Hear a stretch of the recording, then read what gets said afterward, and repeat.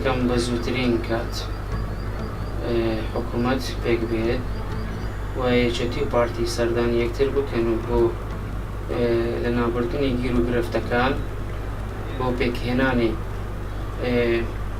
بژێوی ژیانی خەڵک و بازار خۆشکردن و مژدەیەکی خۆش بدەن بۆ گەنجانە بۆ خەڵکە.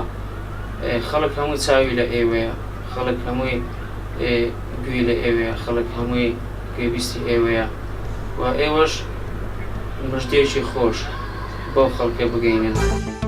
پێویستە ئەو حکوومەتە زوو تەشکیل بکرێت و خەڵک چیدی لە چاڕوانیدا نەبێت، چونکە چەند تاخیر ببیتی تر زیاتر خەڵک بێئەمەلە بیت و زیاتر تووشی دەرونی ناخۆشە بیت. پێویستە ئەو حکوومەتە جیاواز بە لەگەڵ حکوومەتەکانی تر و زیاتر وەزارەتەکانی ئەکتیڤ بن و زیاتر خزمەتی خەڵک بکەن و خەڵک ئیدی لە چاڕوانی بێزار بوو. خەڵک هیوادارە لایەنەکان بگەنە ڕێکەوتن بە زووترین کات بۆ ئەوەی ئیستیفادە بکەن هەم لە خەدەمات خزمەتگوزاری هەم لە موچە و قوتی خەڵک. یعنی هیوادارم لایەنەکان بەرژەوەندی خوان وەلا بێن بەرژەوەندی خەڵک